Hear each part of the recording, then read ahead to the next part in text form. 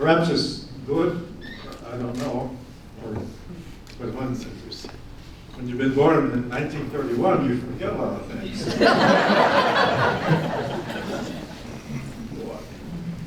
A few weeks ago, after daily mass, one of the women in the congregation came up to me. She said, "I'm looking forward to your talk you're going to give." I said, "My talk?" So I asked Monsignor Stieber the next morning at mass. I said, "Who asked me to give that talk?" He said, "I did." One of the, I had some health problems back in July and August, and they tell me that one of the effects of that anesthesia is that you have some loss of memory. So that's very true, particularly about things that are near at hand. You forget the more recent things, it seems like, because of that. But so I didn't realize that he had asked me to talk.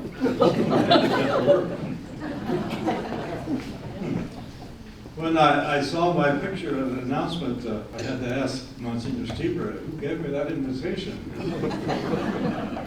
So it's interesting about that surgery. You know, I apparently drove to the hospital and was there a whole week. The surgery was over, the gallbladder was gone, and I was transported to a nursing home. And I don't remember a thing of that. It's amazing. Some of it comes back a little, but it's all gone. I don't know whether it was that difficult or painful, but your memory is gone. But they tell me that anesthesia will wear off eventually, and you'll start to remember. Well, I suppose all of us in the United States, except the Native Americans, are immigrants. My father and mother were born in this country, but my mother's family, her name was Miller, came in 1818 from Alsace-Lorraine. I always considered that they were German in origin, but through a note I saw recently, spoke about their leaving Switzerland. I suppose that was by way of the disembarking, and perhaps the two areas near. My father, on the other hand, the James Garlands, and my great-grandfather was James, they came from Ireland, from the County Armagh, in 1839. So the Millers came in 1818, and the Garlands came in 1839. Both families, however, migrated to the United States in 1800. It was a time of much immigration to the United States. Both of these two families made their way separate ways to Ohio. My mother's family made her way to Ohio across the Appalachian Mountains. There's a story that was handed down in the family that they had a child with them, and when they started, he had long pants. By the time they got to Ohio, his pants were up to his knees. My mother's family came by land across the Appalachian Mountains, but my father came down the Ohio River to Brown County, I think to Cincinnati too, but there's evidence that they were both in Cincinnati and in Adams County where they began farming. Eventually they worked that land in Adams County, if any of you are familiar with it, is not terribly productive.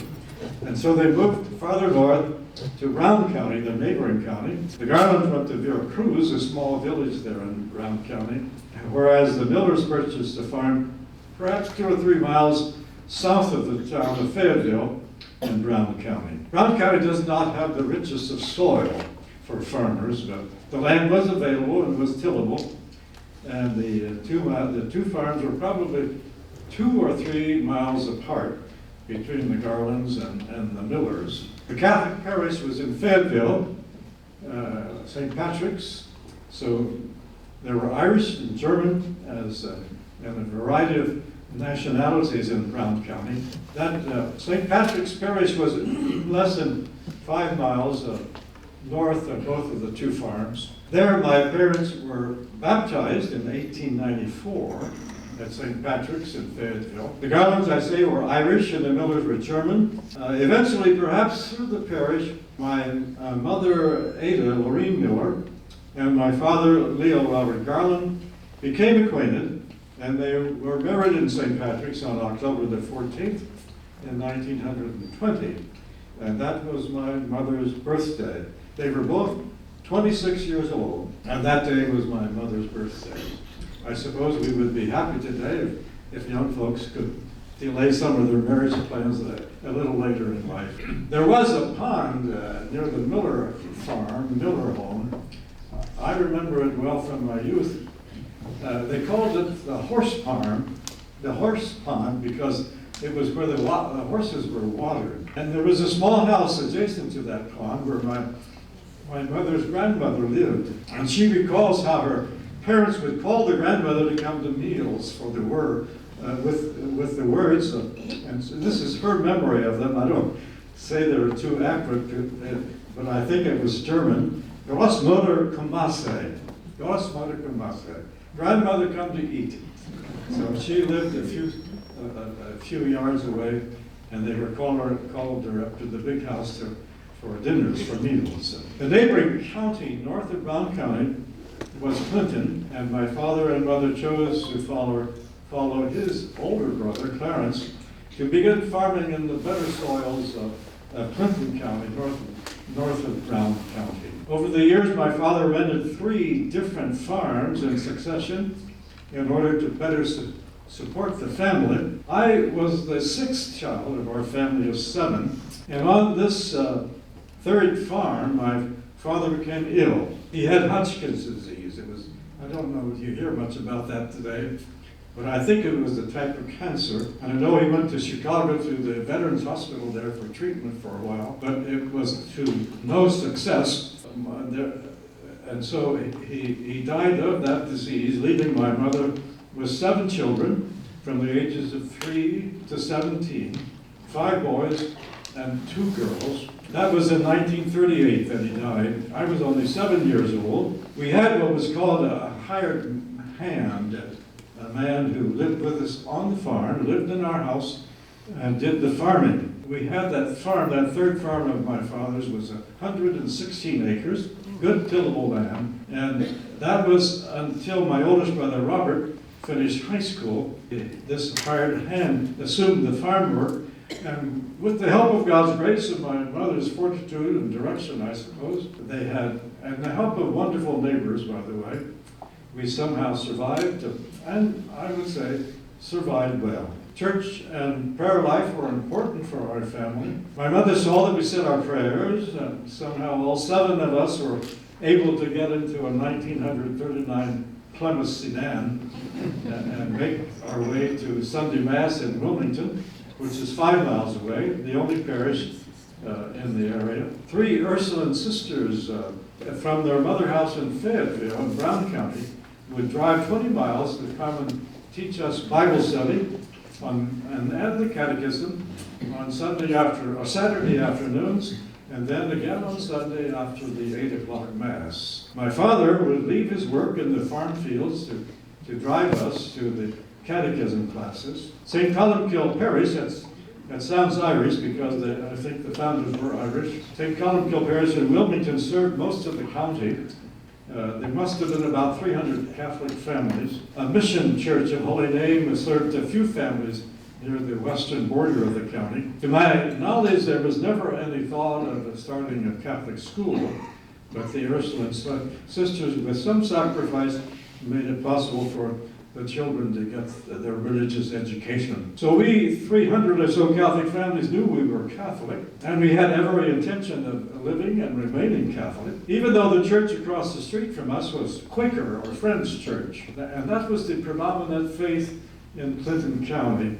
They owned and operated a small college, Wilmington College, in the town. I attended Wilmington College after high school. I was majoring in mathematics, and I was intending to teach math in high school after graduating. But after 2 years completing differential and integral calculus classes, I found the mathematics hard to comprehend and rather uninteresting. And at that time, the state legislature of Ohio was providing funding to establish speech and hearing therapy. in the public schools of Ohio. Our local schools hired a speech and hearing therapist. He was a Catholic, and he attended St. Columkill Church Parish. And I met him, who then encouraged me to major in his field. I acted on his advice and followed his urging, and that ended with my entering and transferring to Ohio State University in Columbus. And there, after 2 years in the summer semester, I was graduated as a speech and hearing therapist. This new field was subsidized by the state legislature, so there were many job openings and opportunities throughout Ohio. Somehow I was not eager or excited about pursuing this profession. Well, at Ohio State University, I was active in the Newman Club for Catholic students on campus. 3 friends there planned to make a spiritual retreat in Gethsemane. That's as many of you know, is a Trappist monastery in Kentucky. Thomas Merton's books and his autobiography was popular then, and 7-story mountain, and made the monastery famous. One of the students with us on that retreat to Gethsemane was considered joining the Trappist. I think now that the Trappist retreat put some urging and interest in a religious vocation and the priesthood in me. As a senior in speech and hearing therapy at Ohio State, job offerings had my attention. There were many because of the state legislature's subsidy. But somehow I wasn't terribly excited about being a speech and hearing therapist. So I went to our parish priest in Wilmington, the St. Columkills, to talk with the pastor, Father Stuber. He was an older man, short, not very talkative, very quiet.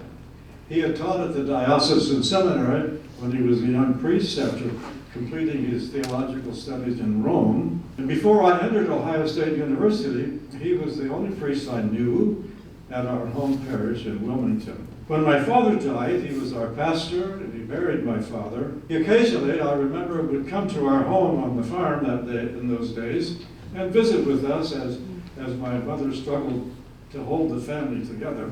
And now, many years later, I told Father Stuber, at the pastor in Wilmington, I'm looking for job offers, but I'm not terribly excited or even interested in accepting any of them. What do you think about my going to the seminary? Father Stuber didn't say a word. It was not unusual for him. He didn't ask me a question, but he picked up the phone on his desk, and he dialed long distance to the rector at St. Gregory's Seminary in Cincinnati. And he made an appointment for me to see the rector, and he drove me down to the seminary in Cincinnati the next day. That began a year of studying Latin and St. Gregory's, then 2 years of philosophy studies at the major seminary, Mount St. Mary's Seminary in Norwood, Cincinnati. That was followed by 4 years of theology at St. Mary's, all after having earned a bachelor's degree in speech and hearing therapy. It wasn't that I was a slow learner. I was just slow in discerning what the Lord Jesus wanted me to do and what I wanted to do. My family was pleased with my decision to enter the seminary, even though 6 more years of study of philosophy and theology seemed somewhat excessive. For me, they were enjoyable years and afforded the opportunity to make lasting friendships from men from throughout the state of Ohio and beyond. Mount St. Mary's Seminary was a seminary of priestly training not only for the Cincinnati Archdiocese, but also for the other 5 dioceses in the state of Ohio. In addition, there was a handful of men from other states whose bishops elected to send their seminarians for studies at Mount St. Mary's. Each September, we began the year of studies with nearly 300 seminarians in 2 years of college for philosophy and 4 years of men studying theology. By Christmas, the student body numbers would thin out as seminarians reached the decision that God was not calling them to the priesthood, but to enter other endeavors. My mother and brothers and sisters were pleased that I chose to study for the priesthood, if that was the life I wanted. It was different and unusual for the family, but They were all Catholic and would be proud to have a brother ordained a priest. That day came, and they were all present for the ordination at St. Peter and James Cathedral in Cincinnati, with their wives and husbands. This is the same cathedral where Bishop Garland was ordained a bishop. I was ordained a year early while finishing my theology studies. It was the Archbishop of Cincinnati's practice to select 3 or 4 men from the deacon class who were in their final years of study to serve as prefects in the seminary. They were given certain responsibilities for the seminary life, celebrating the daily mass for the 4 or 5 sisters who had domestic duties for the seminary, and handling other responsibilities and activities of the seminary students. My job was managing the 3 student stores of the house, the bookstore, and the clothing store, and the candy or snack store. One of us had the task of going across the street to Regina High School, a girls' high school, to celebrate Mass at the convent for the Precious Blood Sisters who staffed the high school. Following the 4 years of theology studies at Mount St. Mary's Seminary, I waited for a priestly assignment from the Archbishop. I was Archbishop Alter in those days. I was sent north to Springfield, Ohio, to serve as associate pastor at St. Teresa Parish. I was teaching freshman religion classes at Springfield Catholic High School, and I was named director of a 2-staff person office of Catholic Charities in Springfield. Well, after 3 years in Springfield, I was sent back to school. The Archbishop asked that I train for directing Catholic charity agencies for the diocese. As the priest, Archbishop Alter then had directed Catholic Charities offices in the Diocese of Toledo, and he had directed the Catholic Charities offices there. So after 7 years of seminary studies in philosophy and theology, I'm now prepared to be a social worker, earning a master's degree in social work at Catholic University in Washington, D.C. That was a 2-year effort. So then in 1965, with a master's of social work degree, I was asked to direct the Catholic Charities office in Dayton, Ohio, which was in the Archdiocese of Cincinnati. In addition, I would be the superintendent of St. Joseph's Home for Children in Dayton. It was called an orphanage in the early years, but now the students were dependent but needed care and treatment for emotional problems and neglect. 7 years later, in 1972, with the new Archbishop, Paul Leibold, a saintly man, I was named the Archdiocesan Director of Catholic Charities with offices in Cincinnati. I went to the seminary in 1953 to become a parish priest, but now after 20 years, I am not a pastor of a parish, but an office director. I don't recall ever complaining to the Archbishop about that, but there was an oddity about it. But then in 6 years, I was given a small parish near downtown Cincinnati, Our Lady of Grace, while retaining the responsibility for the Catholic Charities of the Archdiocese. The next major change in my responsibilities came in 1984. Archbishop Bernardine had succeeded Archbishop Alter, but then he was the Archbishop of Chicago. He had come to Cincinnati in 1972 from Washington, where he was the executive director of the United States Conference of Catholic Bishops. In November of 1982, Archbishop Pilarczyk succeeded Bernardine, and in 2 years later ordained me as his auxiliary bishop on July the 25th, 1984. So after 8 years of episcopal ministry in Cincinnati, confirmations, ordinations, and church dedications, Archbishop Pilarczyk asked me to come to his office, and he informed me that the Holy Father is appointing you to the Diocese of Marquette. I had been in Marquette once when returning from a vacation in Lake of the Woods in Minnesota for a fishing trip with some priest friends. We went there several years, but I knew very little about the Diocese of Marquette. The Archbishop Pilarczyk offered me some encouragement, I suppose, by saying, well, Marquette is bigger than Steubenville. Steubenville was vacant at the same time.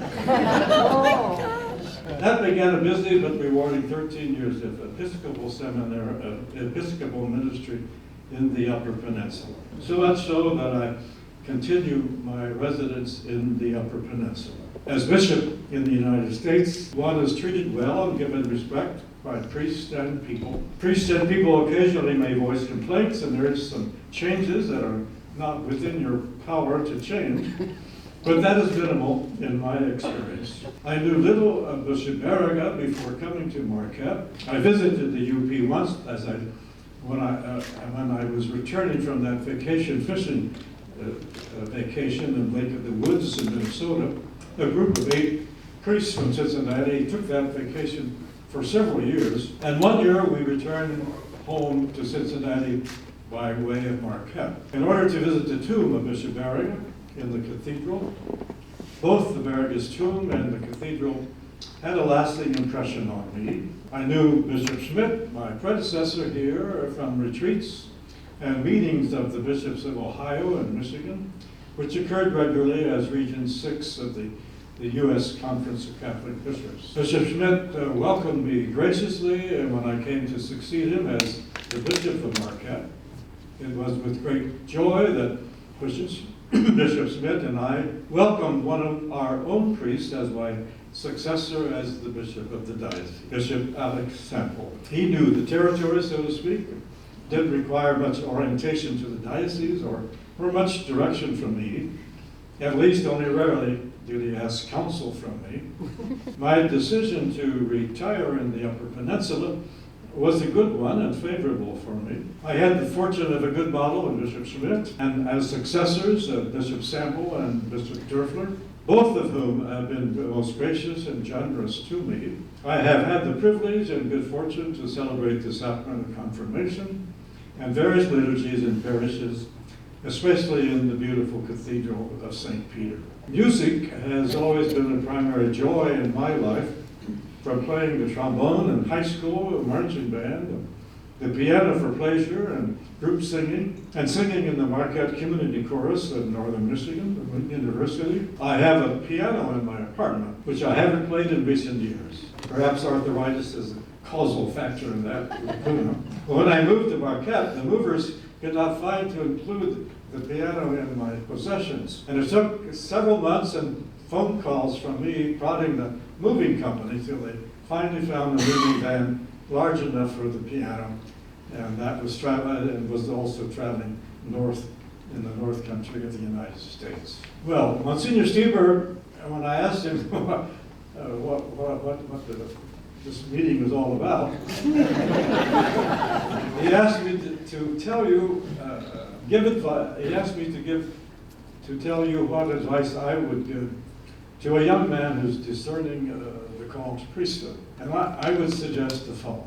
Pray to the Lord Jesus to make known his will to you. If you have a desire to do something worthwhile with your life, there's no higher calling than the priesthood. There is nothing more important in life than helping a person save their soul. Jesus chooses men to do that through the priesthood. And pray to the Lord to make his will known to you. If you have the desire or inclination to serve the Lord in the priesthood, test it out by going to the seminary. One of the purposes of seminaries is to help a young man discern whether God is calling him to be a priest. Thank you for your attention. If there's any questions or discussion, I'd be glad to hear them.